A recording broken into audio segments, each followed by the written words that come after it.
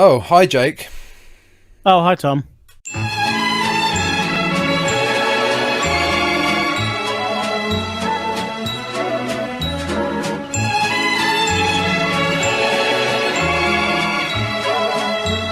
How are you? Hi, Mark. Oh, hi, Mark. How are you? I'm good. You're good. I'm good, not dying. You're not dying? Yeah. Yeah. Well, that's one thing we're not going to be talking about here. What? Did you just... No. Do it again.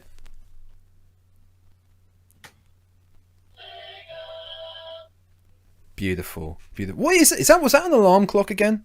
No, it was just a statue that I got from Sega. I remember you doing that unboxing. In fact, we did that unboxing. You didn't just unbox it for me. We did that unboxing. Yeah, and you kept focusing on the fucking terms and conditions there. Because I'm a professional, damn it. Anyway, welcome to While It's Rendering, a podcast where we discuss, or more or less ramble, about the nerdy antics in our life. And seeing as we have fuck all to do in our lives at the moment, apart from, I guess, procrastinate with gaming and anime gaming and things and the interwebs. Yep. The interwebs are fun. Oh yeah, I've been getting into TikTok. I've been getting... I know that's a joke, but somehow I wish it's real. What? I like TikTok. Do you? Yeah, TikToks are great. Have you got some to show me at some point? Yeah, I could send you 1,000 TikToks. Okay, I look forward to that after They are this. so good. It's like Vine, but not as good, but it's still pretty funny. What's Vine? Vine is so old school. Oh, fuck off, you're old. I'm like 2 years older than you. You're such a boomer, though. What was the thing the other day that you called me out on for being a boomer? There was something.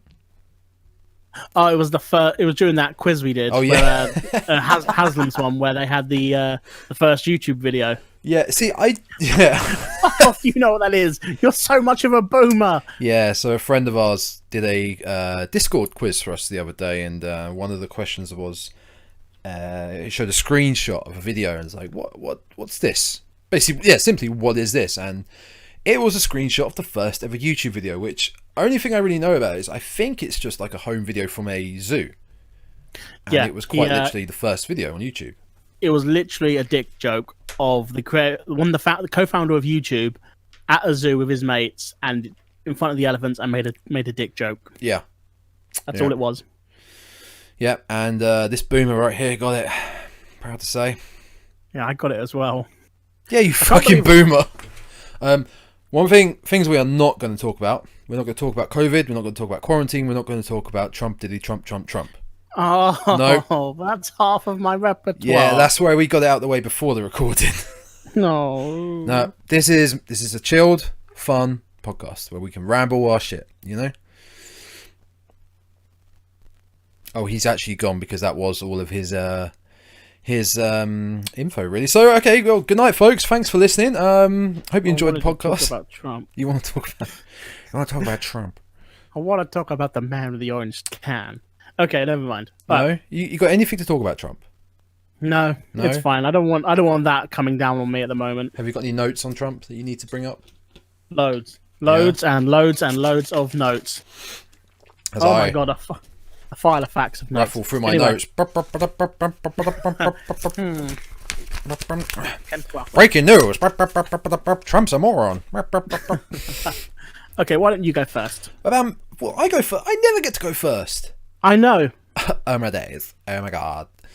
I'm going to start off big. Okay, so I went with... you were going first. Well, what I'm going to start off with, what I have done lately, is something which you can really talk about. And I finished Attack on Titan Season 3. My god, what a season. It took so long for you to do that. But holy shit, what a season. That, like, I barely remember a lot of Season 2. Yeah, Season 2 was kind of a miss over. Yeah, I remember Season 1 because it set up a lot of stuff, obviously. I mean, you'll never forget the first time you saw that first episode. The first 5 minutes of the first episode ever. It's iconic with the Titans attacking. But Season 2, I don't really remember that much. No, I mean, the only standout bits were finding out about the two traitors. Yeah. And God, yeah. and about the Jaw Titan. The Jaw Titan. That was the little one. Wait, hang on. The little one who appeared and helped them at the tower. Oh yes. Yeah, I'm not saying who they actually are. Yeah, no, that's fair enough. Yeah, I know who you mean. Someone comes along this and hasn't seen it. Yeah, I know who you mean. Yeah, the traitors and the Jaw Titan were the only highlights of that season. Oh, and Eren getting his first Titan kill in human form. Yes, yeah, that was good. The thing I love you were saying about the traitor Titans, how that just came out of nowhere. Like you're just watching, and you're like, you have to go, what? Wait, what did he just say? Wait, sorry, what? I just rewind a minute. Like, oh, okay. Did you watch it dubbed or subbed? Subbed, always subbed. Yeah, because it's harder in the sub because you have to watch for the words. Yeah, and if you miss it, in the background, it's like they said what? Yeah, if you miss it, you're like, wait, what's just happening? What? So I've watched all of Attack on Titan now on my own. Yeah, with my mate Phil, and with my family. So all of my family have now seen Attack on Titan, and so I've watched it with them dubbed, and it's great just to sit there and watch their reactions when things happen. I bet, yeah, I can imagine that's something that could warrant a reaction video, you know? Yeah, when you find out who the female Titan is, that's a good moment. Oh, from season 1. Yeah. Oh, that's fantastic. In fact, I don't think I ever guessed that either. I mean, once you know who it is, it's very obvious because they change very little about the face. Yeah, completely. Like the nose is pretty much the same. The hair's the same. And in fact, I'm just gonna say now. Hang on, I'm gonna put a timer. We're gonna have a quick 2 minutes of spoilers. Cool. Because it's quite hard to talk about certain spoilers without names. Okay. Yep. So I'm gonna put. Hang on, where's the timer? Oh, great. So, like you just said about Annie. Yep. You know, you see a face. I noticed that. I noticed that with Reiner's face and the hair of the Armor Titan. It's got the exact same hair. Maybe not so much the Colossal, but definitely no, because he has no skin. He has nothing. He's just muscles. Yeah, but definitely with Reiner, and I mean, you can kind of see it with Eren a little bit as well.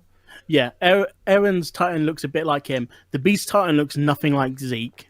No, not at all. But it is the same as the toy he's playing with. Yeah. What did you think of that little time skip bit? That blew my mind when they got to the basement and they're reading the books, and I'm like, "It looked like a portrait, but it's not.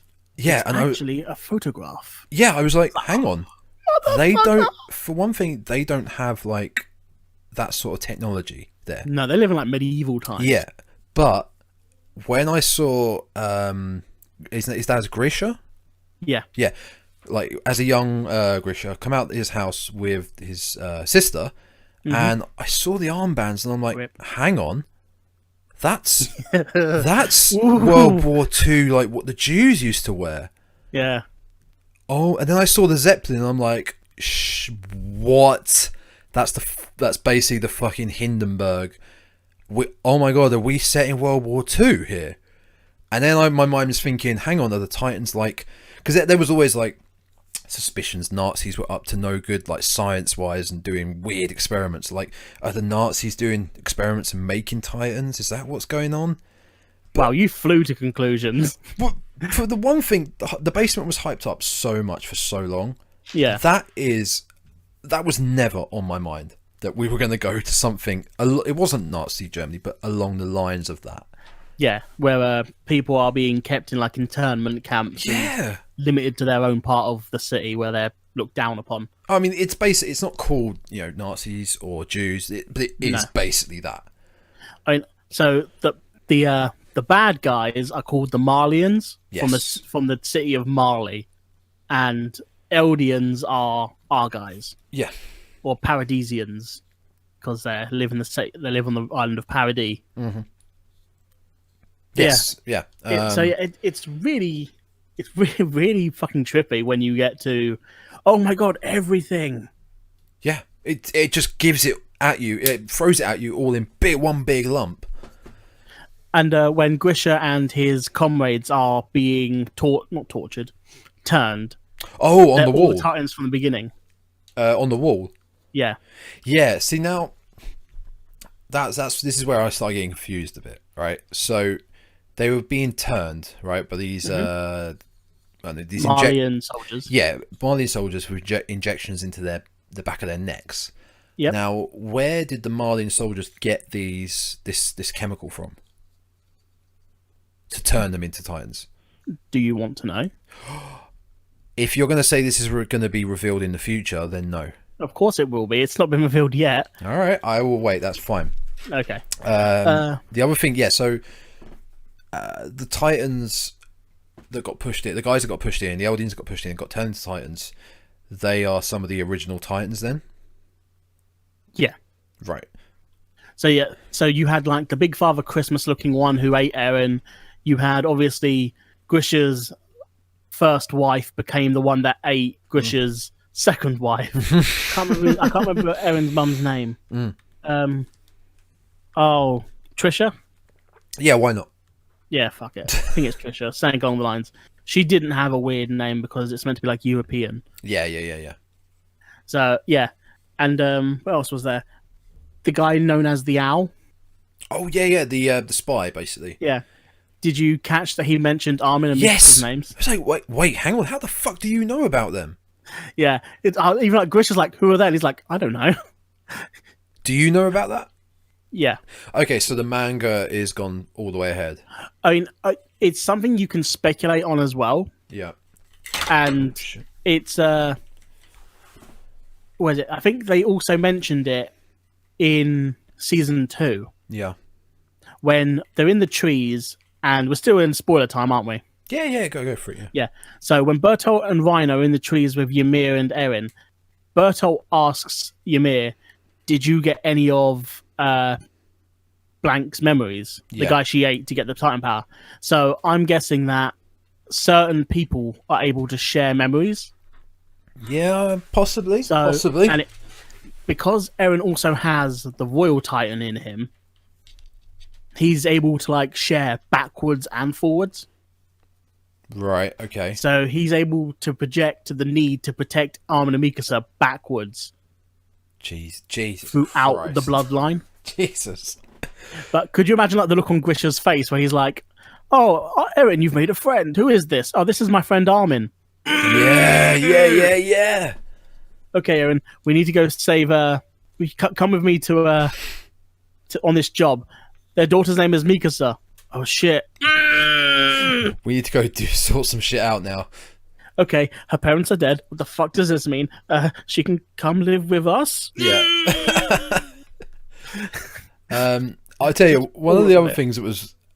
This is a little thing that was annoying me, but Eren, Armin, Erwin, like, come on, guys. The names. Come on now. It's... The at the end. Yeah. Or, I tell you something, my sister was fucking hilarious. She's like, Eren, like, the bit where Eren's chained up in like the glowing chamber. Yes, yeah, the underground. Where like, he's gonna be where he's gonna be killed. And my sister goes, Eren's really hot. Oh yeah, he beefed up. Much. Oh, when he cries too much. He cries too much. There's nothing wrong with a guy crying, but Eren cries too much. Of course he cries too much. He's got the Shinji aspect. It's so annoying though. Like, be cool. I can't be cool. Of course he can't. I don't deserve to live. It's like, fuck off. He's got the Shinji aspect from Evangelion. I hate that aspect. Where every protagonist like that is a whiny little bitch boy, yeah, with daddy issues. I hate it so much. He does have daddy issues. Of course he does. They all do. Oh my god, he does. I never realised. He is basically... He has to get in the robot. Yes, he does. He gets in his own robot. Get in the Titan. No. I don't want to. Just kill me. Just eat me. Yeah. Shut up. Oh my god. Exactly. Fucking hell. Oh, mind blown. All right, I'm going to take it off spoilers now. Oh, I was going to say... one more. Go on. Fight. So the final fight in Shiganshina. Oh, that's ridiculous. It's amazing. The thunder spears and all that shit. Hanji loses a fucking eye beforehand. I love Kenny Hanji. the Ripper's. Hanji's amazing. I liked Kenny the Ripper. Like his intro with fighting Levi in the city. Yes. Where they're just like flying about. But basically even just like a mercenary, isn't he? Oh yeah, he's amazing. So yeah, the whole fighting sequence. Kenny the Ripper's like first lines when he turns up though, like "Yo, Levi." Yes. Oh, Kenny. And then Levi's little trick in the bar where he takes the gun from behind the bar and Yeah, blasts him. He has him talking for so long, then just like the gun whips over the bar and blasts him out the door. He blasts him. He blasts him. Like he only saw because he had that chair on him at the time. Yeah. Like the woman comes up to him, "Captain, are you dead?" What kind of stupid question is that? Motherfucking idiot. Oh, that hurt. Yeah. Carries on. The whole crew. Oh wait, are we done with spoilers? I don't know. Just fucking this. Just anything about Attack on Titan is going to be spoiler cast. Okay, well, sorry if you come back now, but we're carrying on with spoilers to deal with it. The whole crew that are now in like season 3, it's a lot less than say when season 1 they had so many characters like in the corps, in the scouts, and then they get picked off one by one. But now you've got the solid group of Eren, Mikasa, Armin, Connie, Sasha, Jean, Hanji, and Levi. You know, the core group. Levi squad. The Levi squad, yeah. And Hanji. And Hanji. Armin being roasted in the oven at 180 degrees for 45 minutes. Yeah, he was incinerated. My God. But the fact that he was holding on, like, no, I'm not going to stop. I got to do this. I got to weaken him. Yeah. And like finally dying. I just wish he'd get a new bloody haircut. Oh, his fucking bowl cut came right back, didn't it? It's awful. It's awful. Although that fucking redhead prick, can't remember his name. Redhead prick. The one who brings Erwin back.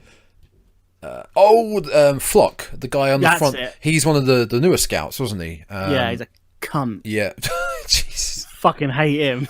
These are Jake Welton's opinions, not these are my opinions on fake imaginary characters. And we do not endorse his opinions.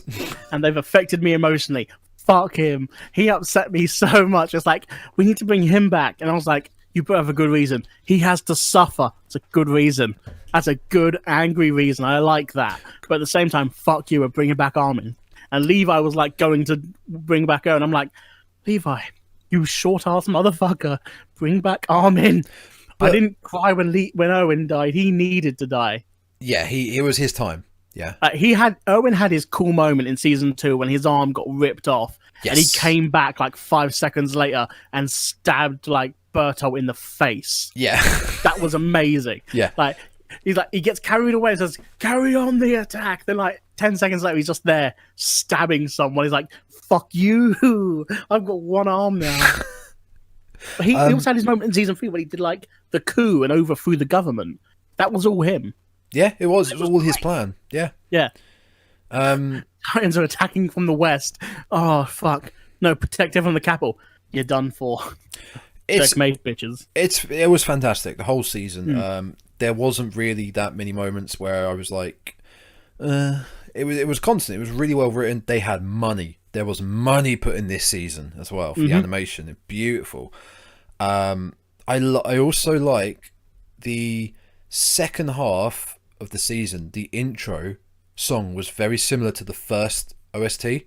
Yeah, that wasn't Society, was it? I'm not sure, but it was very. Society, Shin Dusha no Society. That's a rendition there. That is my rendition, and that is a fucking banger. That is it ends with like the Beast Titan and all the animals like running over humanity. Yes, was that season 2? I think that's season 2. Is this season 3? I think it was the first. I think it was the first opening of season 3. Oh, okay. Yeah, fucking belter. All in all, awesome watch. That was awesome. If you're into anime, to be fair, I think Attack on Titan can even go past the idea of do you enjoy anime? I think it's just a good show for anyone could watch that. Yeah. It's definitely like a new gateway anime, or it has been a new gateway anime for ages. Completely. Like Full Metal Alchemist Brotherhood and Attack on Titan are definitely 2 ones. If you want to get people into anime, show them those. I think as well because it's not got your generic anime aspects of it's got a bit more of a historical side to it, like makes you think it's medieval sort of times, or It tricks you. Yeah, it does. Yeah. But it's fantastic. I would highly recommend to anyone out there, go check out Attack on Titan if you can find it anywhere. You can find it on Crunchyroll, on Funimation. If you want to do it for free, I'm pretty sure there's any sort of site out there that will do it free. I think season 1 is still on Netflix. I think it is. Yeah, you're right. I think it is. I don't. Yeah. It's weird how they never got season 2. I think it's down to licensing. I'm gonna have a look now. So yeah. I tell you a good one that's on. If anyone's got the Amazon Prime Video service, then Vinland Saga. Oh yeah, I've heard of that. Anime about Vikings. It's so good. Oh, it's really, really good. It won't get a dub because Amazon have the rights to it, like exclusively. But it's made by Studio Wiz, who do Attack on Titan. Wiz. Yeah.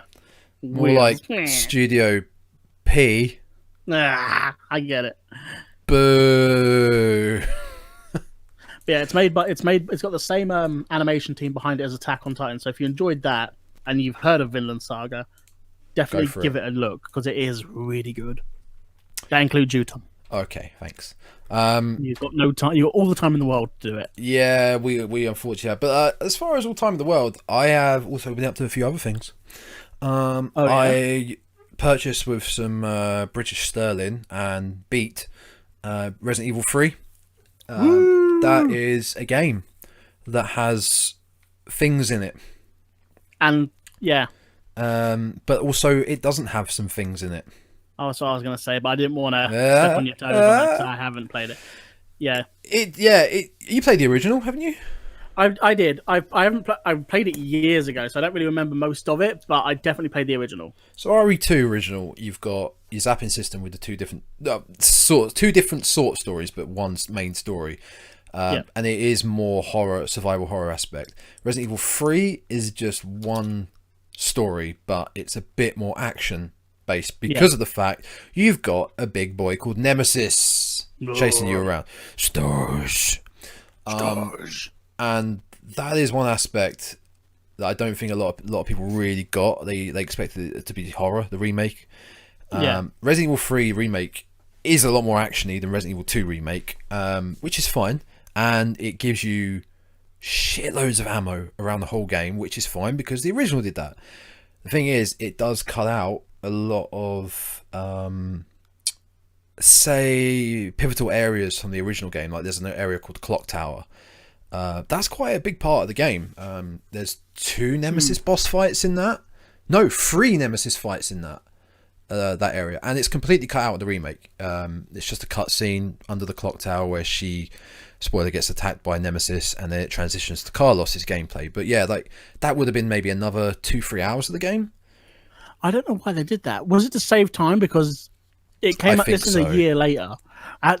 They should have taken more time and made it the full game. I think they did the same with RE2, didn't they? They cut out some bits on that. Let me think back. I'll have to have a think on that one. They did cut out. They also cut out the park with the big worm boss. They completely cut that out from the remake. So you've kind of got there's like 3 arcs. You've got the Raccoon City bit at the beginning, which has a bit of freedom, but not as much freedom as the original, where you could come back and forth to different places because you had to get a puzzle piece from this area to fit into this stupid Raccoon City contraption, because the whole city is just fucking stupid. Then after Raccoon City, you've got the what came next? So you got the sewers. It's kind of like the sewers arc and Carlos's bit in the RPD, so a bit of a mixture. Carlos is great to play with, but Carlos's segments are hard. I found them really tough. And then after that, we head to the hospital and the lab. So all of that stuff's still in there, but it felt very, very linear than what it could have been, which it's not a major negative. To me, it's still an 8 out of 10, which, by the way, people that play video games, 8 out of 10s are really good, okay? It's a good score. Yeah, I think it's impossible to give anything a perfect score. Nothing should get a perfect score. GameSpot have apparently given fuck GameSpot though. GameSpot have given Final Fantasy VII Remake a 10 out of 10. And I haven't dabbled in that just yet. I will be next week. No, this week actually. Ooh. But Where are you doing that?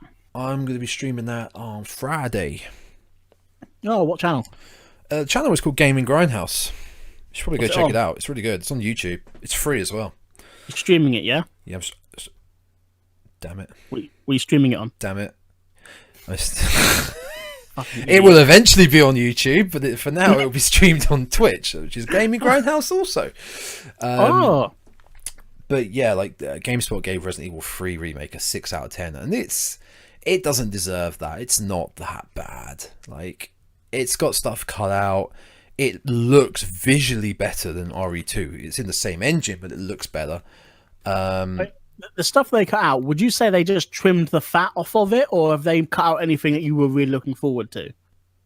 I would say they trimmed a bit of fat, as in the park, with the worm boss, because it's not... It's just a side boss. You know, it's got nothing to do with Nemesis. It's just a boss that...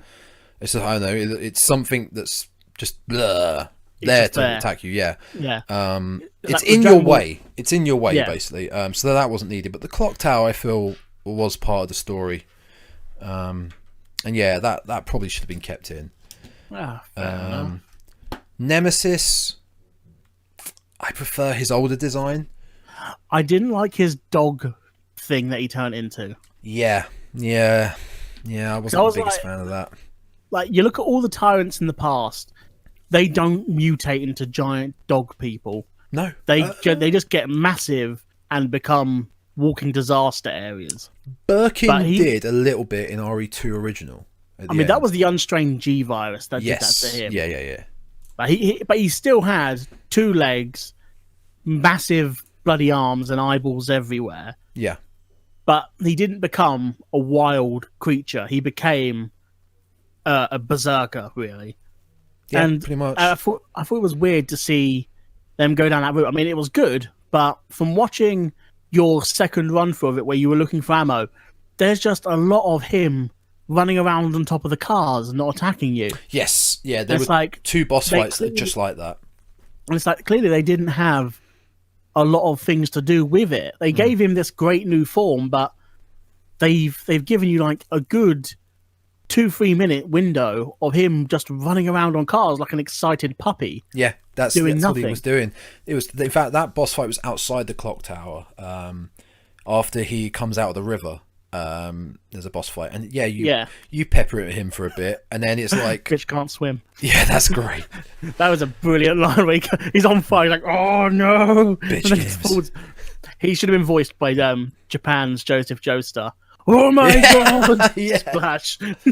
But I like that bit actually, when that clip of when he is about to walk into the river because he's on fire. The way he's walking looks like a stuntman who's, you know, he does not want to be there, walking like a mannequin. No, it's too hot. Yeah.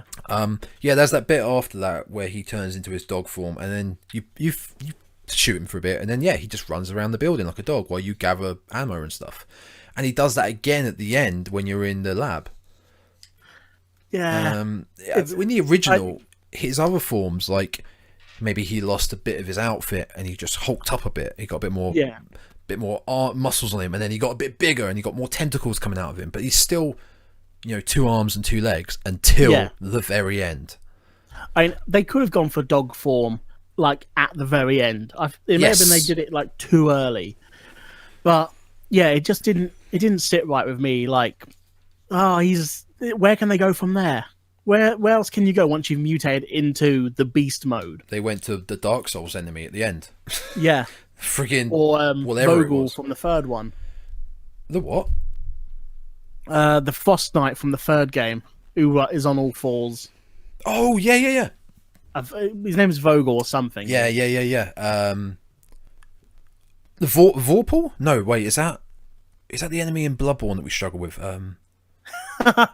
Vorpal, because he's also similar. He's the big bony dog thing on 4 legs. Yeah. Oh, the lightning one. Yeah. Fucking lightning dog. Yeah. I hate that one.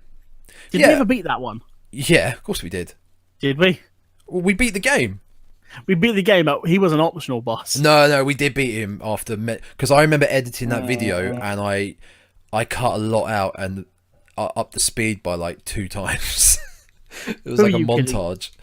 Bloodborne was back in the day where your editing wasn't editing things. Bloodborne was back in the day when I was using Windows Movie Maker. Oh, Yeah. that itchy. Yeah. But yeah, Resident Evil 3, I would say it's a solid game. I think you can beat it in 6 to 7 hours if you're not blasting through it. It doesn't need to be like a 50-hour game. No. But what I do really like about it is the replayability. It's a fun game just to play if you're not bothered about the story and stuff. It feels great to just run around shooting the zombies, ducking and diving, trying to find quicker ways to beat it and blah blah blah like that. But when you do beat it, you get points for challenges you've done in the game, like say kill 100 zombies, you get 1,000 points, and then at the end all these challenges add up and you get the points add up, and you can buy new weapons, new costumes, coins to help you recover quicker, do more damage, have higher defense. So your points become coins for the shop. So it's not just, hey, you reached this many points, here's this weapon. No. You get to choose what you want. No, so the end of my first playthrough, I got enough points to buy Jill's OG costume from Resident Evil 1. Yeah, she's got the shoulder pads. And I bought but she's not wearing a skirt. No, she's wearing a skirt. Skirt, how dare they? How dare they? God damn it. We want cheeky panty shots. Yes, we do. And at the end of my second playthrough, I bought the hot dogger. Excuse you? The hot dogger. I mean, that's a word you've just said. The hot dogger. Yeah. It's a hot dogger, Jake. Okay, it's basically a knife that turns the zombies into a fire. So you slash them and then they burst into flames. Yeah. Damn. So it looks really cool. Yeah, but you can also buy the infinite handgun. You can buy the rocket launcher and you can buy the carbine. So you can redo your playthroughs with better weapons and like upgrades to make it go faster, to get a better rank, to unlock more. So there's a lot of replayability. Damn, that's pretty good. Yeah, I was quite impressed with it. But all in all, I give it a 8. I give it an 8B plus bronze with a silver sprinkle on top of the medal. Okay. How's that? Because of all the missing content. Yeah. Well, hopefully we might get DLC like the RE2 one had with Ghost Survivor in the future. Yeah, hopefully. That'd be nice. Yeah, that would be some nice content. So yeah, did that. You played Doom Eternal? I played some fucking Doom Eternal, son. That is the best first-person game of this generation, in my opinion. Oh, really? And probably the most fun of the shut-in era. Yeah, and probably the most fun I've had with a first-person, bar maybe the teenage days of Modern Warfare Online, where I didn't know any better. But yeah, or maybe Bulletstorm. But this is the most. Yeah, it's just fun. It is fun, and it's so good. The story, the lore, the lore on like hell and all these other supernatural beings in it is incredible. Like they've gone to so many lengths with it to make it really deep. I tried reading a lot of the text in the game while I was streaming, but it just got too long, and I was like, right, I'm going to do a video once I've done this where I'm reading all this lore out. It's just going to be a lore video. Yeah, that is a fantastic game. And it runs so smooth in 60. Like, that is the smoothest 60 game I've played in a long time. That's impressive for like how fast paced and manic that game is to run smooth. Well, yeah, you've seen my streams. You've seen it's. I can only play that game for a maximum of 2 to 3 hours at a time. It gets you proper pumped up and like really. All you did was enter your name. Real house. It's not far off, to be fair. It's kind of it is Bone Storm, yeah. This is Bone Storm the game. Yeah, Doom's awesome. So Persona 5 is whatever. I'm not going to go into that too much because I'll talk about Persona 5 next time we do this because I'll probably have more to talk about. Even though I'm 50 hours in, but you know in Persona that's nothing. That's nothing. I think Dale was also playing. I spoke to him the other day. Dale is 80 hours in. Damn. Yeah, I talked to him. He's quite far into it. The only other new things for me personally. I have been addicted to Red Letter Media. Are you familiar with Red Letter Media? Maybe. I can't remember off the top of my head. Red Letter Media is a YouTube channel, but I think they're basically like a small independent, really small independent film like company, but it's like 3 guys. But their YouTube channel basically they just review movies and they're so chill. But they're so funny at the same time, and I'm very picky with the YouTube channels I watch. Like, I'm not just gonna go out there and just type in blah blah blah blah blah funny cat videos and watch that. You know, I have very specific YouTube channels that I really enjoy, and these guys are awesome. They're really entertaining, and it's made me want to watch so many shit movies. Like, so many. I want to watch stuff like Pixels. I want to watch Battleship. Like, I mean, don't let funny bad films ruin your taste in films. No, I'll just let funny bad games ruin the taste in. Yes, that's where you want to go. Yeah, okay. Yeah, but you should check it out. Red Letter Media. They're very good, and I highly recommend them. Okay. And the final thing, sir. The final thing. I done gone bought a new chair. Oh, yeah, you said earlier. I spent some monies on the chair today. Because at the moment you're sat on the ground. Because I am sat on a dirt mound at the moment. I just like put a bit of water in this dirt mound and shape it into the shape of a chair, and there we go. No, because of the current situation with quarantine, I'm on the computer like 24/7 at the moment, and my chair isn't that great for back and neck support, and I'm hurting. I'm hurting, Jake. Oh. So I invested in. I sit on a comfortable chair with my wife. But I sleep in a race car. Do you? I sit on a race car chair.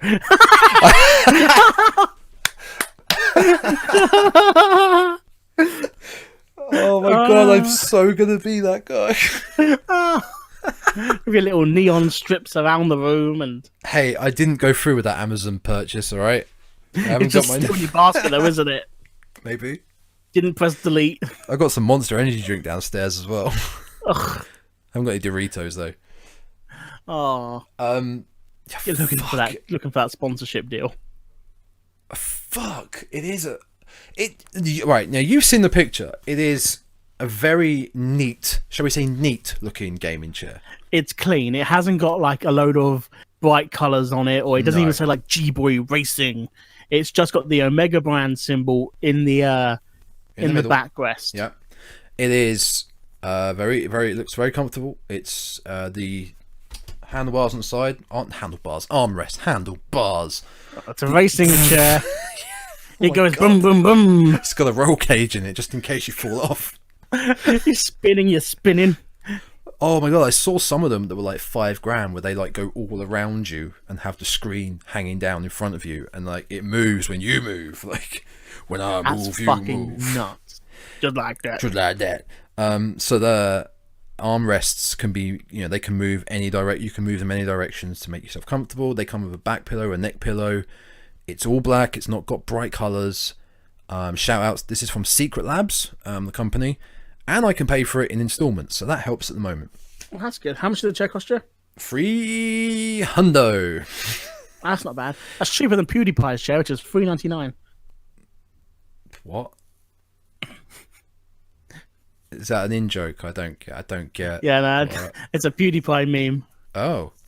He was advertising that you could buy his chair from the company that made him for $3.99, and then his fan base took it and ran with it, and eventually he was like, I'm getting rid of my chair. Jesus. The memes are too much. It's really annoying me now. They're like ruining my life. Because like he was like, can your chair do this? And like he'd pull a little crank lever and he'd be able to lay flat on the chair. and like everyone was just ripping the shit out of him for it. And he's like, I don't like it anymore. Oh, mine's got that. Can your chair do this? Mine can go like all the way back. Why would you need that? I don't know. It's a ridiculous feature. It's really stupid. In case you're like in a 24-hour Twitch stream and you just decide to have a little nap, you can just crack the chair backwards. Speaking of those, one of the best streams I think I ever saw. I think you even know you know H Bomber Guy, don't you? Yeah. He put a skeleton on his chair. Yeah. I love H Bomber Guy. He hasn't done any. I thought he'd do more over the quarantine, but he hasn't done anything yet. Yes, I have a new chair. It's coming. Make me a bit more comfortable. We've got to invest for the future, people. Because my back and neck is killing me. So yeah, it's important. It is important, to be fair. I know it sounds douchey and whatever, but in the times we're living at the moment, what else am I going to do, eh? See, in my mind, there's 3 things you shouldn't waste money on. Oh, I think I know 2 of them. No, a good pair of shoes. Oh. A good bed. Yep, that's one. And a good coat. A good coat, sir. Saying that like keeps the water out and keeps you warm when it's raining. They're, in my mind, they're the 3 things you should spend good money on. That's not a bad one. Yeah, I do have a good coat, actually. I quite like. Yeah, that's a good one. Because like you wear your shoes all the time. You want a good pair of shoes that don't give you blisters and don't cause you any pains. Like I have a pair of Converses I've had for years that I love. A good bed, so you get a good night's sleep, and a good coat to keep you safe when you're out in the rain and that, so you don't catch a cold. Yeah, I'll second all that. The other thing I would add is toilet roll. We weren't going to do Corona type stuff. We're not. I'm just saying, don't scrimp on toilet roll. Is this from experience now? No. Have you gone down to using Kleenexes? No, you don't scrimp on toilet. You go for good quilted toilet roll. So my ex-manager at the pub I used to work at, I was talking to him the other day, and he was like, "It's like we're lucky. We don't have to buy toilet roll. We got a shipment of toilet roll for the pub in before this all happened." And I'm there like, that toilet roll was like half of 1 ply. You need like 8 sheets to make sure it doesn't rip. Hey, it's the worst toilet, and it's so scratchy. It's really bad toilet roll. That the cheap shit you get in pubs. It's like actual paper. Yeah, and he's like, he was quite happy. He was like, they're fucking cocktail napkins. Don't do that. At least at home, you don't get the stuff you get at restaurants or bars and stuff. That is, you pull. It's just single sheets that you pull out of the box, like 1 by 1 by 1 by 1 by 1. Yeah, and you have to bundle together. That would be awful, wouldn't it, my ex-boss? Fuck. So yeah, I got a new chair coming soon. So that look forward to seeing that possibly on stream. That should hopefully in the next few weeks. And it hasn't got Bluetooth speakers. I'm glad about that. I don't need Bluetooth speakers in my fucking chair. No, I think that they do try and throw too much stuff into peripherals, like the chair and stuff. Like, oh, this chair lights up. Why? I don't need that. But it is a racing car, so fuck you. I think it's like based on racing car chairs because of the comfort that they give. Oh yeah, completely. Because if you look at NASCAR, those aren't quick races. No, those races last like 4 to 6 hours. Unfortunately, and they would need to be comfortable in a car with no shock absorbers, and they're sat there for 4 to 6 hours. They would need to be comfortable. Yeah, completely. So that's why they're based on those. And like, I don't ride roller coasters, but roller coaster chairs are pretty fucking snug. Yeah, I'm a pussy with roller coasters. I don't do that shit. I don't need to be reminded that I could die at any moment. I take tablets to help me stop that. I could do that at home. I could do this at home, just stand up really fast and feel my blood congeal in one place. Yeah. So that is that's literally it for me. I think it's kind of been a constant. I've been trying to keep myself like a schedule every day. So I wake up. Thankfully when I wake up, hopefully it's before fucking 10. Most of the time, yes. Do a bit of design, do a bit of editing, do a bit of video gaming, a little bit there, a little bit word, a little bit woo. And in the afternoon evenings, we stream.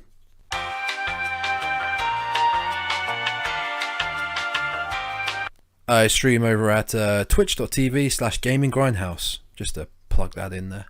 if you were already following Tom on Twitch, he has changed it from Red Panda Pirate. So if you're like, oh, I haven't seen that pop up, it's now under Gaming Grindhouse. He hasn't gone away. He's just moved house. No, it's just a name that's changed. It's not a profile. So if they're still following, it will still pop up. If they're looking for Red Panda Pirate, skip over seeing like, oh, what the fuck is Gaming Grindhouse? Wouldn't I follow that? Yeah. Like I did. I unfollowed it. It was ridiculous. Aww. Name changes. So, Jake, what have you been up to? I have been playing games, reading books, writing a D&D campaign, and watching anime. Well, the last one's a given. So let's get that out of the way with. Come on. Okay. What titties have you been watching this week? So I have rewatched Overlord, which is a great anime. Mm-hmm. If you want to know about it, then go watch it yourself. No, it's about a guy who plays an online MMORPG game, MMORPG like World of Warcraft, and the server that he's played on is about to be shut down, and the game is about to be over. So he stays online until the nth hour, and like it closes down. Mm-hmm. But he stays in the game. I think it never shows you what his world was like. So it must be like a virtual reality game, because otherwise, you'd be sat at your computer screen playing it. Yeah. So it must be like an immersive sort of headset he's got on. So he's like, "This is weird. I'm no longer. I'm still in the game. Shouldn't the servers have been shut down by now?" And like he tries to call a moderator or something, and the pop-up screen doesn't come up. Mm-hmm. And then all of a sudden, the NPCs around him start acting different. Okay. And like they actually start asking questions. They don't just do like the general NPC, like, "Hi, how are you? Waiting for commands, master." They're like, "Is everything okay, sir?" Because he's like the leader of this guild of undead monsters. Just like, becoming a bit more real than just your generic NPCs. Yeah, he's now living in the body of his character, who's this fucking Lich King. And he's got like all these undead servants around him that him and his friends made and put into the game. Sounds very similar to Sword Art. It's very similar to Sword Art, but it's not shit. Yeah. Oh, well, that's not hard. Yeah. So, I mean, if you get a chance, check out Overlord. It's so good. Like, the main character's amazing. Every aspect of it's really good, because he does compare a lot of what he sees in this new world he's in to the video game. Because he's no longer in the game of Yggdrasil. He's now in a different world. But he is his main character. Did you say Yggdrasil? Yggdrasil. Fuck me, that's a real generic name. Oh, yeah, I think it's like a Norse word. There's a zone, very important zone that was in World of Warcraft called Teldrassil. Oh, okay. It's just a little bit, isn't it?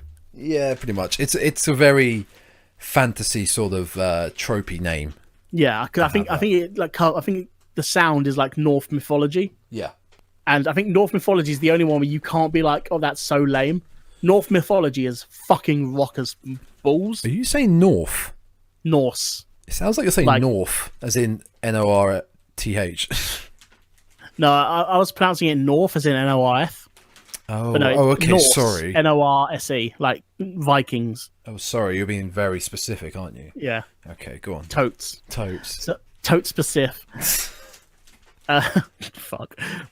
But yeah, so like Norse mythology, you look at Norse mythology and you're like, man, that's the shit. Oh, it's dope, yeah. Like fucking Odin killed giants. Yeah. What does your god do? Give us a virus.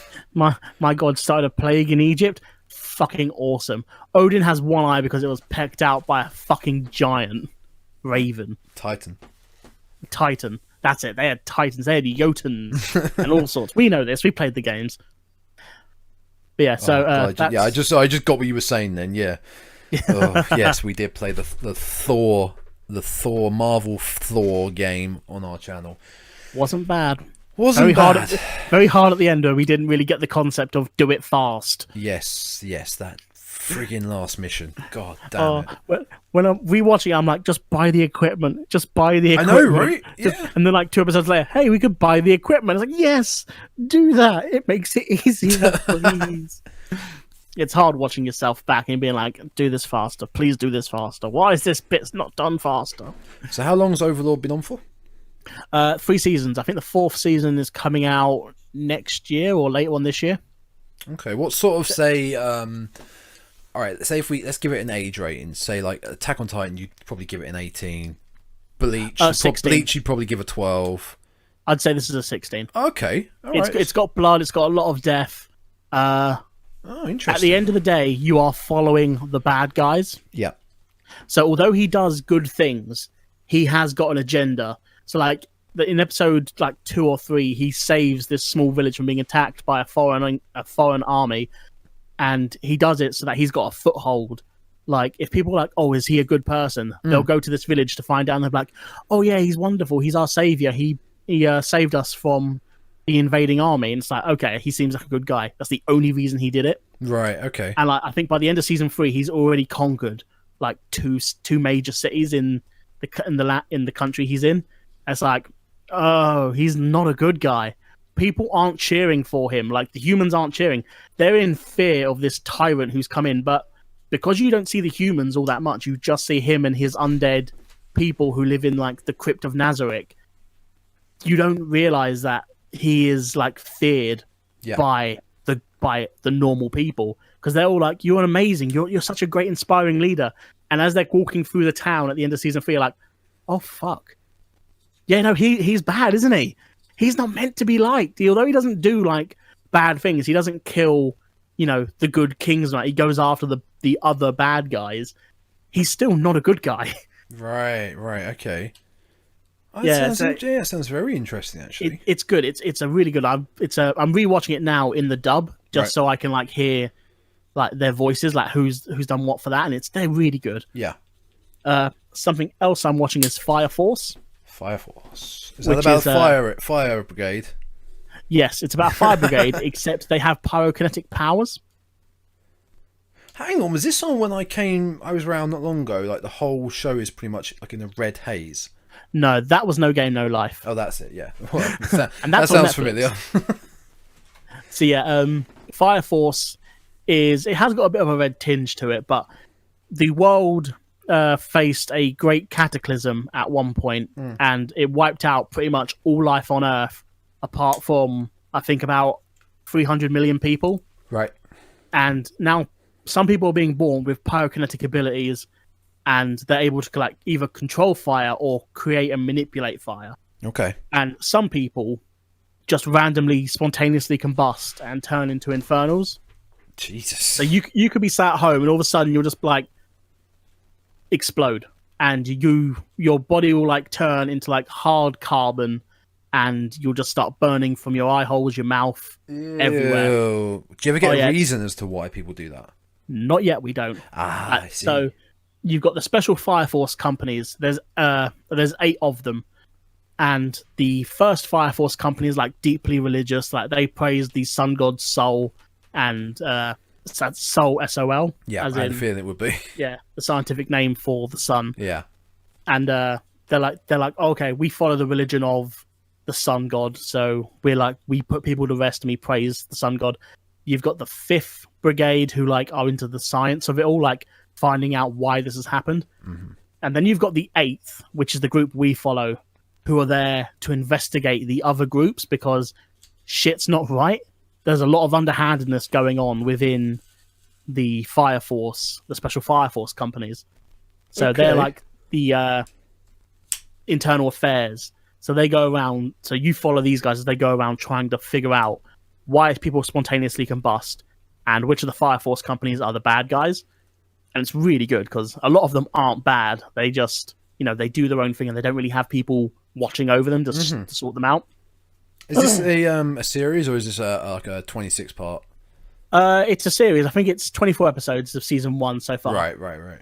So season 2 should be coming out, I think, next year maybe. Okay. It came out last year. So with all this going on, obviously it's not being continued as of yet because everything's gone on hiatus.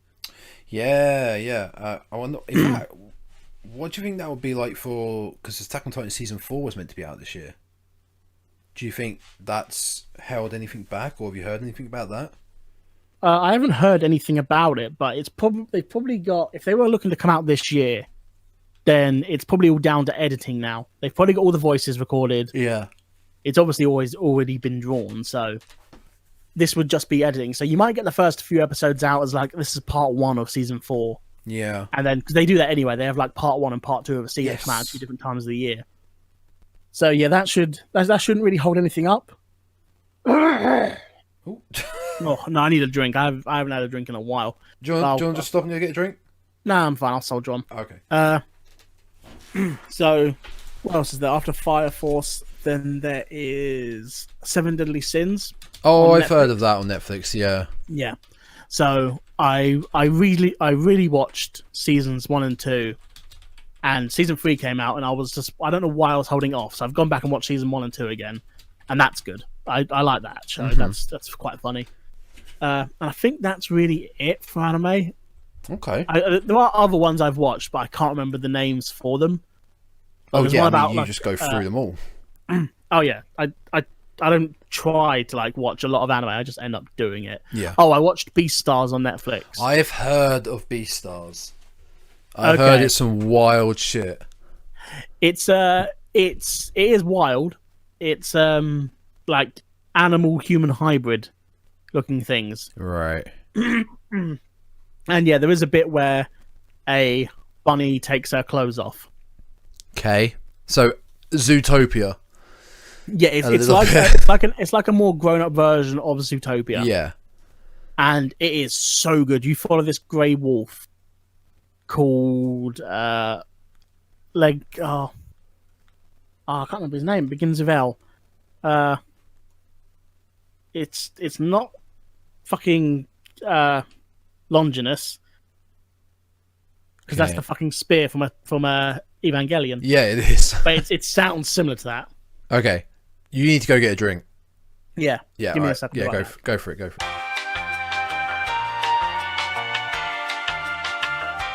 Oh, I'm back. Yeah, I had to get one as well. Yeah. It's one of those things. You should always have a drink on you when you're doing stuff with the computer, like when you're streaming and that. You should always have water on sank on hand. Oh, completely. Yeah, definitely. So yeah, Beastars. You follow this grey wolf as he goes through high school, and he's sort of like an outcast because there's carnivores and herbivores sort of mixing, and the school rule states that no one, like, you don't eat your fellow students. It's like, yeah, that seems fine. That seems obvious. That seems like a good rule to have. I mean, to be fair, that should be a rule in our world. Yeah, don't eat people.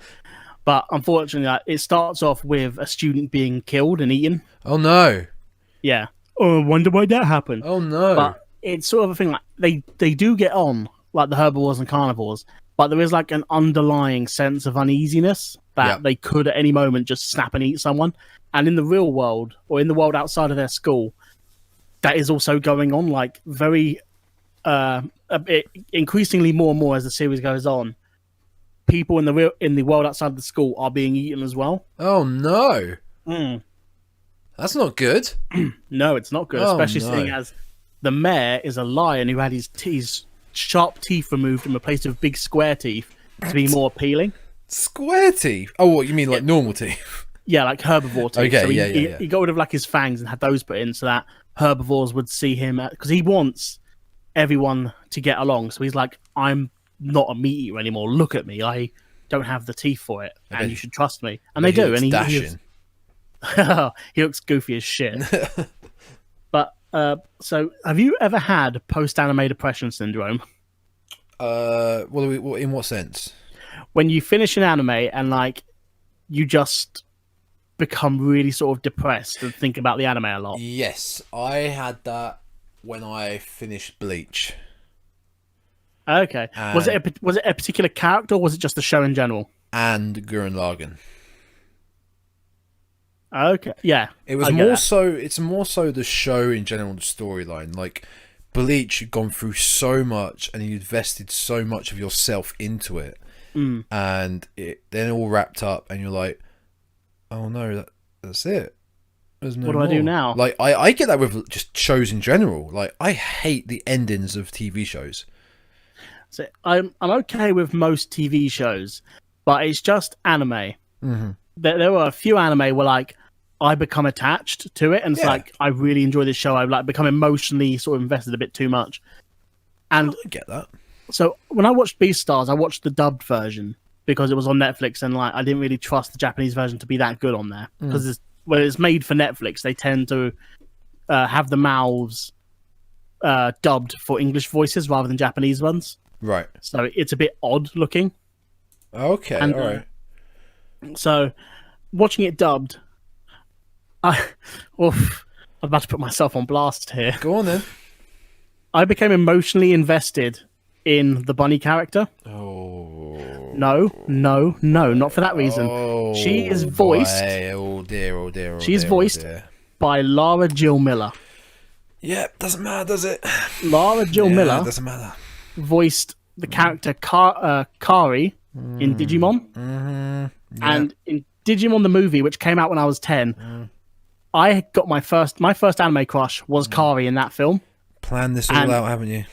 Oh, yeah. No. So when I heard like her voice again, like after, 18 years, because I had not seen Lara Jill Miller in anything else or heard her in anything else. And I was like, I know that voice. And immediately all the nostalgia of like how I felt about Kari came back. I was like, oh, wow, that sucks. And when I finished it, I was like, I really just want to hear her voice again. And I was like, but I can't watch Beastars again because no, I'm not watching that a second time. It was good, but I'm not watching it a second time. It will make me want to watch it again. So I started watching Digimon again. Fucking weeb. Oh yeah, no, it's totally. I spoke to Dale about it and everything. He's like, yeah, no, vocally triggered nostalgia is awful because I wasn't expecting it. I went into this thinking this is that weird furry shit anime where like fucking things are just weird and it's furry for yiffing. And then all of a sudden I just heard her voice and I'm like, oh no, I heard her voice and I was like, oh no, I really liked her voice. Oh damn it! Now I'm, and it ended. And I was sat there for like half a day, just like in a little bit of a stupor, like I want to watch Beastars again, but I didn't. I wanted to hear Lara Jill Miller's voice again, and I was like, this sucks. So I started watching over fandom her on Twitter or something. Oh no! So I just put Digimon on, and I watched like a couple episodes of that, and I'm like, okay, I'm good because Digimon went on for quite a while, so like that burnt me out, and I was like, good, I'm done. Done with that voice. But like yeah, it really like it shook me. I didn't expect to get that sort of feeling. Emotionally invested. Yeah, I didn't expect to get emotionally invested from a 12-episode anime about fucking furries. And I was like, damn, this is embarrassing as fuck. But then like once I realized it was mainly her voice that did it to me because it was a first crush that I got when I was 10. I didn't understand things. All the furries out there now. Yeah. One of us. One of us. One of us. Yiffing. They're saying that as I'm tied to a chair, my arms like on the handrests as they lower the furry head onto me. Yeah. Like Darth Vader in Anakin. Yeah. No. I'm a furry. Oh, I wonder what my first sona is. I should look that up. Your first sona? Yeah, so like if you were a furry, what would your animal be? Is that a thing you can find out? Yeah, it's a thing you can find out. That's how furries find it out themselves. Where? I don't know, fucking Fursona.com? You're just gonna get the furry version of Persona. Oh, Fursona.com is coming eventually. How's it? I'm gonna type in what is my Fursona.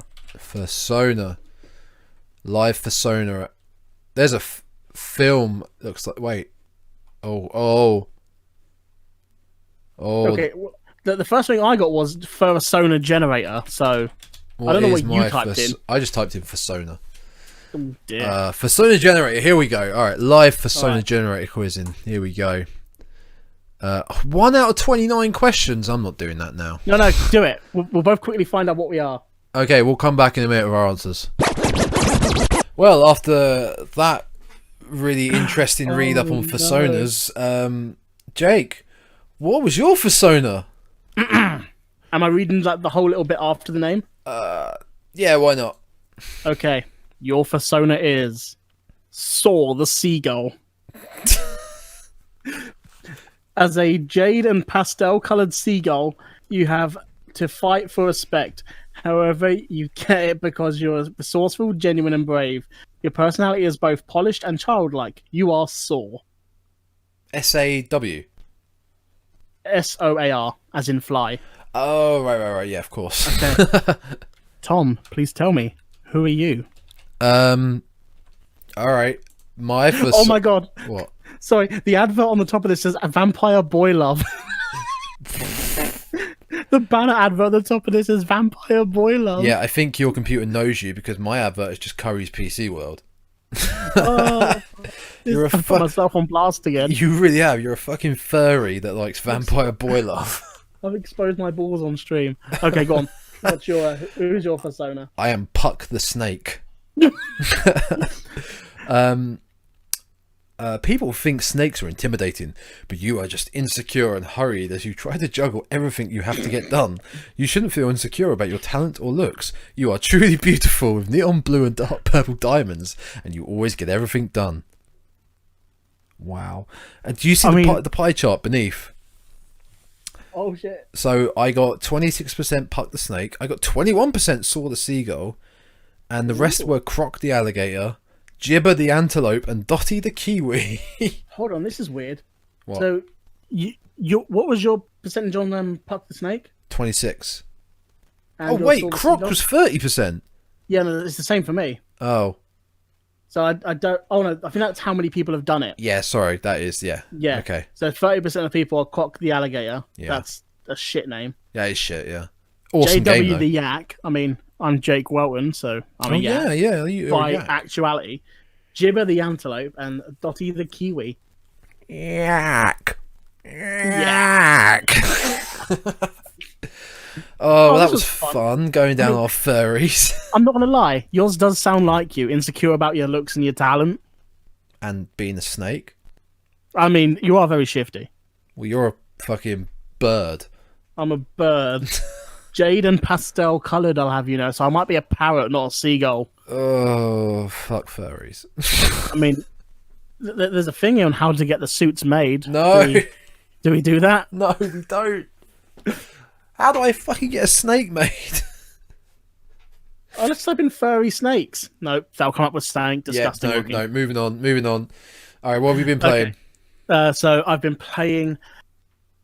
Right, so I'll quickly list them off and then I'll explain a bit later. So Assassin's Creed Black Flag. Oh, very good game. It's a great game. It's long as well, and I never got to finish it completely. Animal Crossing New Horizons, because the world is telling me I need to play it. Yep. The Wolf Among Us. Yep, good fables. And Kill la Kill If. Ah, yes. So Assassin's Creed 4 Black Flag, pretty standard. It is an Assassin's Creed game. It's the best one. It's set in pirate times, and you're on a pirate ship most of the time. It is the best one. Or just above 2. Yeah. Yeah. 2 Brotherhood or just 2 in general? No, just 2. All of 2. Just 2. And maybe 2. Revelations. I never liked Revelations. I don't think I got into... Revelations was the end of the 2 saga, wasn't it? Yeah. Because it was Assassin's Creed 2, 2 Brotherhood, and then 2 Revelations. Yeah. Man, Ezio got a lot of fucking mileage out of his games. Yeah, he's a damn good character. Yeah, he was. He was really good. So, playing Assassin's Creed 4, looking at the DLC that got released after I stopped playing, they've got some good sort of upgrades for the boat in there. Because you can give your boat an Ezio or Altair theme. So, like, you can have it look a bit more like those 2 characters would have. That's quite cool. Have you got to the 4 legendary ships? Not yet. Okay. I've come across like massive fucking storms that have like taken out me and a load of enemy boats all in once. Yeah. But yeah, I haven't come across Thriller Bark or any of the other legendary ships yet. Yeah. Although I have taken more of an interest in doing that trading route stuff, like Edward Kenway's fleet. Oh yeah. That's actually I ignored that beforehand. But yeah, it's really fun, like Command and Conquer style, isn't it? Pretty much, yeah. It's like a mini game in the game. So yeah, I like that. That's a lot of fun. It's as good as I remember with the sea shanties and that. Yeah, they're fantastic. Just finding a bit of open water to like roam about in and just have them. What do you do with a drunken sailor? What do you do with a drunken sailor? Early in the morning. I love that. I think that's the best sea shanty they have. I think there might be others as well, but I like that one the most. Yeah, there's a few others. I can't remember off the top. I haven't played it in years, but it's fantastic. Yeah, it was. I think it's still going cheap on the PlayStation Store. Yeah, I would have thought so. Part of their like 60% off thing. But yeah, it's really good. I think I also saw someone else streaming it as well beforehand, like one of the people from outside Xbox, and I was like, yeah, I remember that game. It was really good. What else did I say I was playing? Animal Crossing, because a gimme, yeah. Yeah, that's a gimme. It's really good. It's just as good as the other games. Fuck Tom Nook. Yeah, fuck Tom Nook. Fuck the Easter Bunny episodes, because that's nonsense. Zipper looks just like the bunny from Silent Hill 3. Yes, a lot of people have said that. He's just got like the giant, cold, dead eyes. Yeah. It's really eerie. And like, people have like taken pictures of him standing like in the background behind trees staring at their characters, because he like locks on to where your character is once he sees them and just looks at them, and it's really fucking creepy when like he's half poking out from behind a tree to stare at you.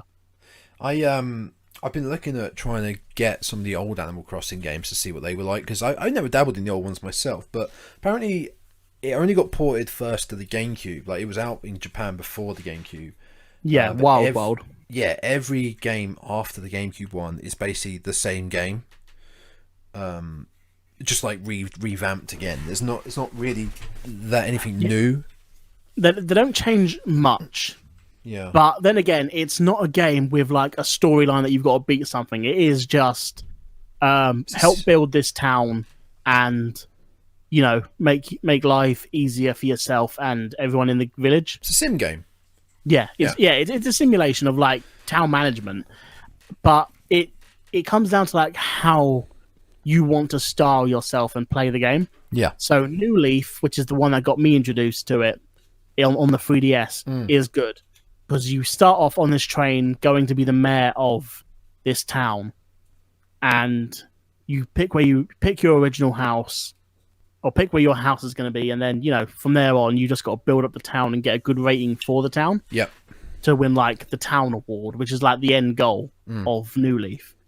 About that, there's also options to go on like little island adventures and stuff, where like someone will pull up in a speedboat and it's like, hey, do you want to go on an island adventure? Maybe find some like rare bugs or fish. And you're like, yeah, fuck yeah, I'll do that. Jump in the boat with this randomer and get carted off somewhere else. Don't get into strangers' boats, kids. Yeah, it's because of the implication. Because of the implication? Wait, we're not going to do anything to these people, are we? No. We're not going to murder these girls, no. What are you looking at? You'll be fine. Oh, Dennis. Oh. So yeah, New Horizons is good. If you're going to look at the older games, I'd say go for New Leaf, because it is the same as Wild Worlds, but it's a lot more polished. Yeah. So it's a lot easier to get into. And you probably get it for cheap now. Yeah, I think they're still. It looks like close to about £30. I think I looked. Yeah, I just realised I have a physical copy I could lend you. Well, I'm sitting here looking at like my collection of 3DS games. I'm like, oh yeah, it's right there in its case. When the unpleasantness in the world is done doing its deed, then maybe. I mean, just pull up outside my house. I'll throw it through the car window. Hell no! You might have touched it with your Corona hands. That's all right. I'll throw in a bottle of sanitizer. A bottle of vodka. And a bottle of sanitizer and a bottle of vodka. Yeah. Enjoy. Like the Russians. What else is there? There was Wolf Among Us. Yes, a great game based on the Fables. Yes, I played for it once on my iPad, because that's the first time I saw it advertised. Oh, I didn't realise it was on that. Yeah, it was. It came out on iPad, and I played it on there and it was good. But I saw it once again in like the 60% off spring sale on PlayStation, and I was like, fuck yeah, I'm going to play that again. And I've now played through it 3 different times to like be a good guy, be the big bad fucking wolf, which is what you want to be, and be neutral. And like playing through it as the big bad wolf, I'm sitting there being like, I'm so sorry, because I played through it as the good guy first. Yep. And now I'm like, oh, I feel bad. Toad just doesn't want to wear glamour. That's fine. Colin should live with me. It's not fair that he has to go to the farm. I did kill his brothers and burn down his house when I was a big bad wolf. You've got to try out different scenarios. Yeah. You can't just be the good guy all the time. I know, but it's so hard not to be nice to him once you've done it already and seen like how happy they are that you are being nice. Then to be like, yeah, no, fuck it, I'm gonna rip off Gren's arm because I can. Fuck him. It's like, oh dear. But it's nice to like it's nice when you're playing as the bad guy when someone gives you shit. Like when the Jersey Devil starts acting up and you're just like, okay, and he just beat the shit out of him. Oh, really he owns him. Yeah, I hated Bloody Mary because there's nothing you can do. No. To stop her beating the shit out of you. That's an unfair fight. I should have beaten the crap out of her. And I fucking hated Snow White for being like, you need to control yourself. And it's like, I was being peppered with shotgun shells, Snow. Were you being shot? No. You were fucking hiding around the corner with Crane. I took him on. I killed a fucking Tweedle for you, you bitch. Yeah. That's one way of putting it, yeah. Like, I do enjoy also, like, when it comes to fighting the Crooked Man at the end, just ripping his head off and, like, shoving him down the well. And it's like, all of Fabletown fears the big bad wolf, and you're like, good. Yeah, so you should. Fuck you and fuck you. I will eat your fucking young and just walk out. And I won't even turn into my monster form to do it. This it's not that long of a game though, is it? Really? Nah, it's 5 episodes. Yeah, which came out obviously episodic because it was a Telltale game. Mm. There is a sequel being made because the remnants of Telltale got bought by, I can't remember. I think like Warner Brother Games actually like properly took them. Good. They that was a shitty situation when they all got let go. Yeah, like when they dropped hard and fast. Yeah, really quick. So yeah, there should be a sequel to Wolf Among Us coming out in the future. Good. Which would be good. good. That, yeah. Because I enjoy playing as Bigby. Yeah, he's a really good main character. When you finally turn into the wolf, and you're just like, oh yes, the fucking West Wind. It feels good. I will kill everything. In a sequel, I would like to see more of like looking into Bigby's life, like going on like down the route of like his dad, the North Wind. Well, the thing is, I have the series of graphic novels, but I haven't read them in a long time, and I don't have them with me now. I pieced together stuff after playing. I was like, right, I'm just gonna jump on Wikipedia and see what everything is, and like find out what all I can from that. It seems really good. Yeah, but then again, also like Crane is in Paris at the end of the game. Like the Crooked Man sends him over there, so maybe the next game will be set in Paris a bit, trying to track down Crane. Maybe if it gets made. If it gets made. Speaking of ifs, Kill la Kill If is good segue, sir. Thank you. Is a game I'm currently playing. It is okay. It's got its flaws, but at the end of the day, it's good for an anime game. You're basically playing through the story of Kill la Kill from the perspective of Kiryuin, the what is Kill la Kill? You haven't seen a Kill la Kill. I don't know what anime is. What's Kill la Kill? Are you just asking me to explain? Yes, or do you not I'm asking you to explain it. Okay, so Kill la Kill is an anime set in this really odd world where this one school in Japan seems to be a major dominant force in Japan and goes around conquering other schools. But the students are powered up by these uniforms they have called Goku uniforms. Right. And they rank from either having no stars, 1 star, 2 star, 3 star. Fucking Goku uniforms. Oh yeah, I think it's just the word they chose because it means power. Okay. So you've got these characters, you got like this school full of these kids with fucking uniforms that give them amazing abilities, and the government doesn't fucking control them for some stupid reason. Yeah. And so many things don't make sense. It's like they know where the good guy lives. Why don't they just go take care of them in their sleep? But they don't. It's like, for fuck's sake. Then again, it is Studio Trigger, which explains a lot. What else have they done? They did Gurren Lagann. Right, and yes. Darling in the Franxx. And Promare. Yeah, and Promare, yes. That was one they also did. But it follows that typical Studio Trigger formula where you go up against the bad guy. Act 2, you find out the bad guy isn't the bad guy, but secretly a good guy fighting against the real bad guy. That's Gurren Lagann. Yeah, it's Gurren Lagann and Darling in the Franxx. Ugh. I haven't seen Premiere yet to find out. Then you get to Act 3. What is Act 3, Tom? You know what Act 3 is. The big fight. The big fight. Where does the big fight take place? Space. In space, yes. They did it in Kill la Kill. They did it in Gurren Lagann. They did it in Darling in the Franxx. You go to space. Really? Your main character gets like a ridiculous power up where like they become massive, and they fight in space. And I didn't watch the ending of Darling in the Franxx because I got really fucking bored of it. But I know that in Kill la Kill, she loses her special uniform called Senketsu. I'll explain Senketsu in a second. All right. And I know in Gurren Lagann, Simone loses what's her name? Oh, I've forgotten the name of the girl. In Gurren Lagann? Yeah. Yoko. No, it's not Yoko. It's his wife. Oh Christ! The one he goes on the fucking crusade for to save. I can't remember. Oh no! No, I can't remember. Liz? No. I have the fucking art book on my wall, but I'm not gonna go grab it. Fuck it. Yeah. But yeah, it has like that bittersweet ending of you lose everything. Yep. And I mean, I hated the ending of Gurren Lagann for that. I mean, I like it retrospectively, but at the time I was like, that's fucking shit. But on like the second watch through, he knew from the moment he saved her that she was dead. Pretty much, yeah. Gurren Lagann should have ended when ended halfway, pretty much. What, after they beat the Beast King? The Spiral King, yeah. Yeah, that's it, Spiral King. Yeah, that's when it should have ended. I mean, it should have ended there. I'm glad it didn't. I'm glad it pushed on a bit further. Because I enjoyed that last season where, like, all the lights in the sky are our enemies. Fucking goddamn, that is great. And then the one guy who's, like, always pushing the buttons to fire the lasers does it and fires them through, like, temporal holes in space. Yeah. And then you just see, like, a wave of explosions spreading out across the stars. Oh, my God, it's a fucking brilliant scene.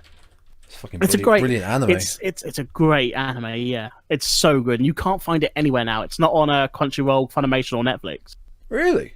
And yeah, and I first watched both Kill la Kill and Gurren Lagann on Netflix. But it's not on there anymore. Anyway, back to Kill la Kill. Yes, yeah. So the game.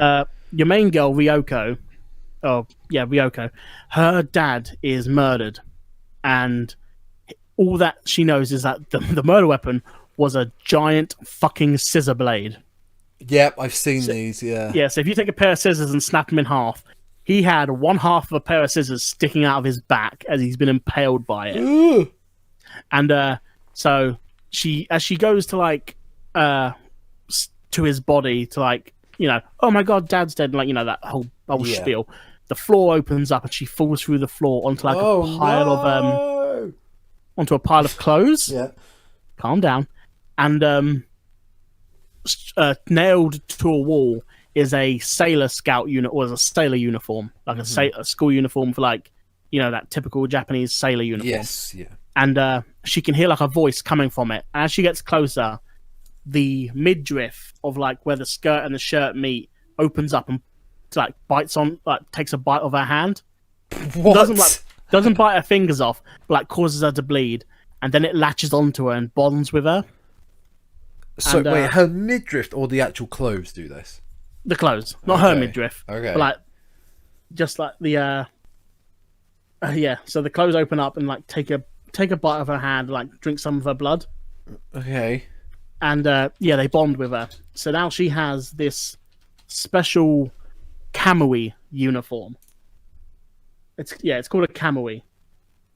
Yeah, I'm looking it up now, and she's showing a lot of skin. Mm-hmm. This girl is showing a lot of midriff skin. Mm-hmm. Are you looking at the one in the blue uniform? Yes, I am. Okay, so if you go to the top of Google Images, you'll see it says Satsuki. Yeah. Click on that one. So you've got her normal clothes, which are like a white sort of thing. Then you've got like her kamui uniform. Jesus. Which, once again, yeah. I luckily watched this one when my family were like away on like a holiday. I think my parents had gone to Spain, and like my sister was at uni and my brother was staying with his girlfriend at the time. And I was like, I'll watch this. And I'm like, oh my God, I'm so glad no one's home to see me watch this. This would be like the hard to explain anime. Like, what is this? It's not porn. I swear it's not porn. No, but for real, it's not porn, you know? Yeah, but for real, it's not porn. It's just, there's a lot of arse shots and a lot of like your standard anime no-no shots going on. No. I mean, the no-no shots. We all know the no-no shots. They're the fan service shots that are like, oh man. The very fan service, yeah. The ones where it's like, why do I like anime? Those ones. The like ones that the make furry you question. shots. I swear to God, you should watch Beastars. Oh, yeah, it's such a good story. The wolf boy goes up against a fucking gang of tigers and lions and beats the shit out of them because of like just his rage is amazing. It's so good. I blame that bitch Carol Baskin for that. I'm on episode 4 of Tiger King now. Okay, we'll talk about it next week when you finish it, because I've finished it. It's so good. But yeah, so Kill la Kill If is just a look at what it's like from the other guy's perspective. Yeah. And it's okay. It's like the gameplay is not great, but it's an anime game. It's an anime game. You can't really fault it. It's made by the guys who did Dragon Ball Fighter Z. So it's done by Arc System Works. Yes. That's not a bad name to put on it, you know. No, it's not bad. It also, like, the music is the music from the show, and it's got like a really good soundtrack, much like Gurren Lagann had. Yeah. I mean, it's nothing like Ro Fight the Power. Fight the Power. Oh. Yeah, it's got nothing on that, but it is just as good. Yeah. Like it's so good, and it came with it came with the original soundtrack, a art book, and this weird little fucking spongy croquette thing. Okay. I can't explain it, but it's something they eat in the show. Okay. And this is like a spongy thing that looks like one of the characters. Listen, everyone, we can hear it. We can hear it rustling around. It's this little bag. I haven't taken it out because it's really gross. Okay, yeah, keep it. Yeah, it's weird. It's weird and spongy looking. I don't want to touch it. Also, yeah, it's fun. It's a good game. Got a few problems, but it's an anime game. It's gonna have problems. It's helping. No anime game is good. It's passing your quarantine time. Yeah, it's helping to pass the time along with reading and writing my D&D campaign and watching anime. Sounds about right for you. Mm-hmm. Is anything, I'm on track. Anything game-wise you will be, shall we say, coming up soon for you that you like to, you were looking to play soon? I want to play the fuck out of that. I want to play Journey again. I never played. You never played Journey? I have it. I've had it for God knows how many years, and I've just been like, I'll play that sometime. And I know it's only like an hour long, but like, yeah. Well, it's as long as you make it, because you can explore the fuck out of the levels. Yeah, and it will last longer. And you really should explore because you unlock more things by doing it.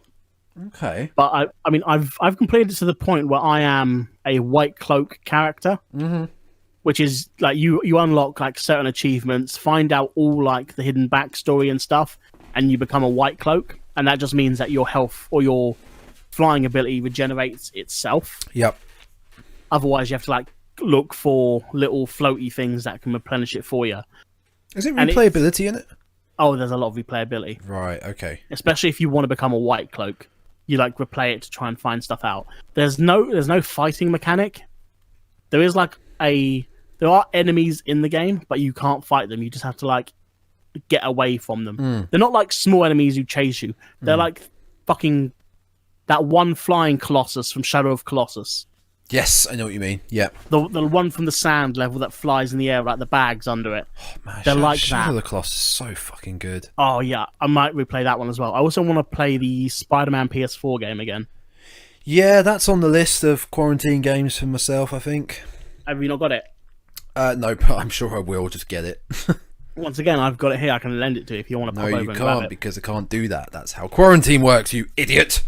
It only works if I don't get close to you. I can chuck it through the window. I don't want your quarantine games. Your COVID games. Wuss. Terrorist. Absolutely. This is why you're not allowed to go on walks anymore.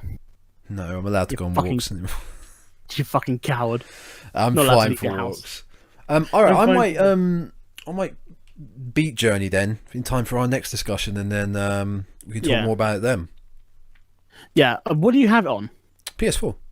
Oh, good. Because I was gonna say it's not on Steam. No, I know it's only PS4. Yeah. Yeah. It wasn't only on PS4. It wasn't Steam for a while. Oh, was it actually on there? I didn't realise they had it. You can find both Flow and Flower, which were other games that company made. Oh, okay.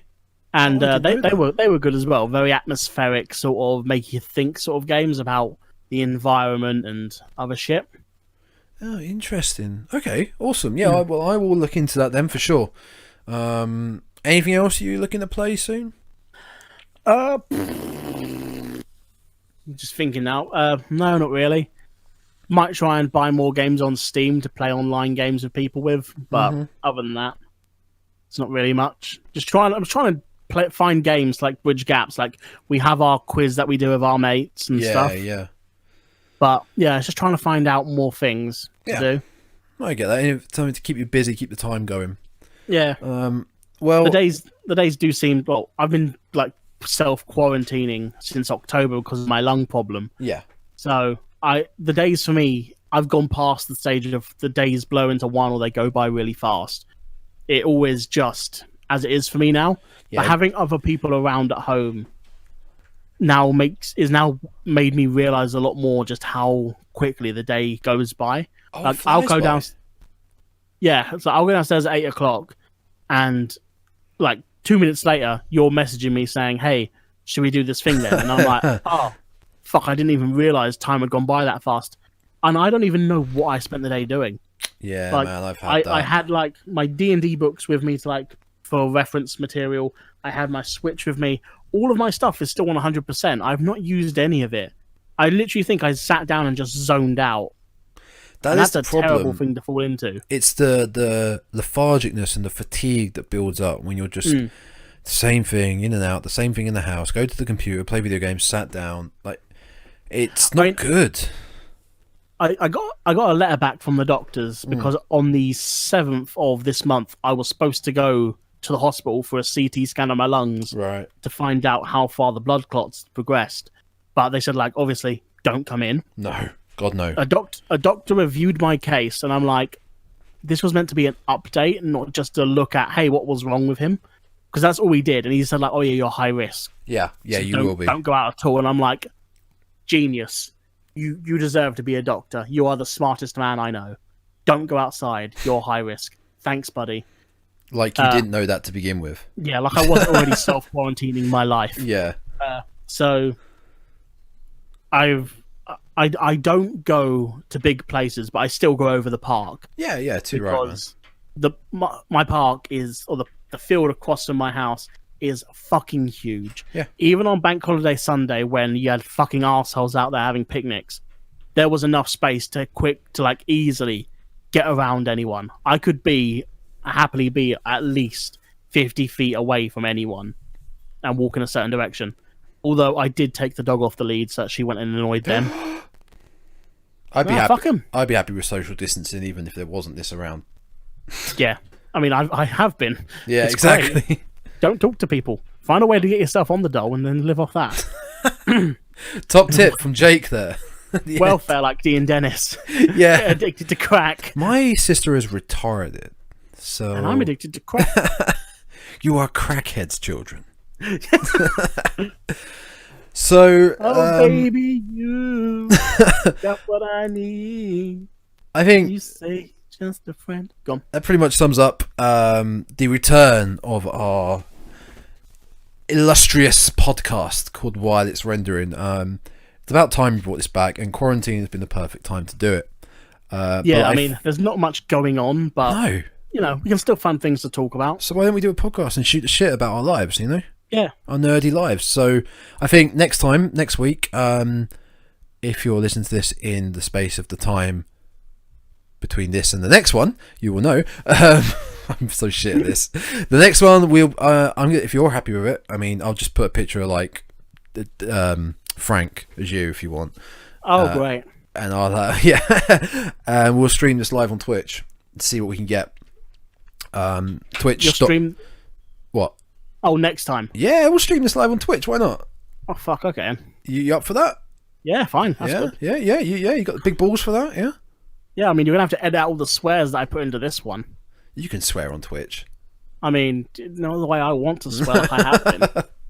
You're very kind in the way you edit out all my foul language, my bloody blatant, obvious racism. Hey, just don't talk about too much yiffing or the anime midriffs. I will not censor myself for you. Alright, so yeah, we'll be back on Twitch, twitch.tv/GamingGrindhouse, one word. Our YouTube channel is GamingGrindhouse. You can't miss it. We're the only ones with that name. We are. There is another one called Grindhouse Gaming, but it's not very popular. Fuck them. You want to come to us? How many subs have we got now? 122? 122. Oh, it's so good. It's building up. I'm so happy with that. So if you've made it all the way to this end of this podcast, we love you and we thank you. And please go check out. Please let us know. What did you say? What did we do to keep you? Please let us know. Were you drugged? Who has kidnapped you? Who is forcing you? Was it me? Have I drugged myself to stop remembering? You may have done. Oh, you may have done. I'm so sorry. What else was I going to say? Oh, there was something quick I was going to say. Where else can they find this podcast if they... just hey, they can find this on Spotify, Podbean, iTunes, or Apple Podcasts, whatever the fuck they call it now. You can also find it on YouTube, probably the one you're actually watching it on right now. So if you want to re-watch it, I'm telling you now, go back to the same webpage you're on and re-watch it. And if you are happening to be on Podbean, Spotify, or the Apple one, go check out our YouTube channel. We have some great games there. We do. We also have movie licensed games mostly. We also have some really bad games and some really good games. Well. But if you do find us on any of these reputable sites, please do give us we would very much appreciate a positive rating, a positive comment, a thumbs up, gold medal, 5 stars, 10 out of 10. A nice word. Front of the daily nerd newspaper, things like that. Tom, what's your Twitter handle? I can't change that. That's fine. It's at Red Panda Pirate, all one word. But I can't change it to Gaming Grindhouse right now. I've got to try and come up with something else. So maybe GG YouTube or something. But at the moment, it's at Red Panda Pirate. And I'm Jake. I'm at Jake. Yeah. So sorry, say that again. I completely interrupted you. I don't know why. At Jake_Twiddle. Twiddle. Yep. And that... Because when I first made it, I was like, I don't know what to put. I don't like putting flash names as my things. Like your mum's vagina 420 big baller. I mean, no, that's what I have as my Pornhub name. Yeah. But like, I don't like flash names on things. Like my PlayStation 1, I think, is just like Jake Walton 14. Yeah, it is. Hey, if you want to add Jake on PlayStation, there you go. Yeah. I mean, the 6 of you who watch this, if you have PlayStation. Oh, I wish we get 6. It'll just be me watching them for pity. Yeah, it probably would be. Anyway, what currently can they find on the channel? What? What currently can they find on our channel? Oh, on the channel. What's going up on the channel? What's going on? Yeah, what's coming up on the channel? What's going up tonight and tomorrow and that? Nothing's going up tonight. This is the one day of the week nothing's going up tonight. What the fuck is going on the channel? So at the moment, we have a few series. We have my Doom stream. We have my Resident Evil 3 stream. We have our Resident Evil 2 stream, both remakes. We have our current Gaming Grindhouse official series, which is Catwoman, probably the worst movie game I've ever played.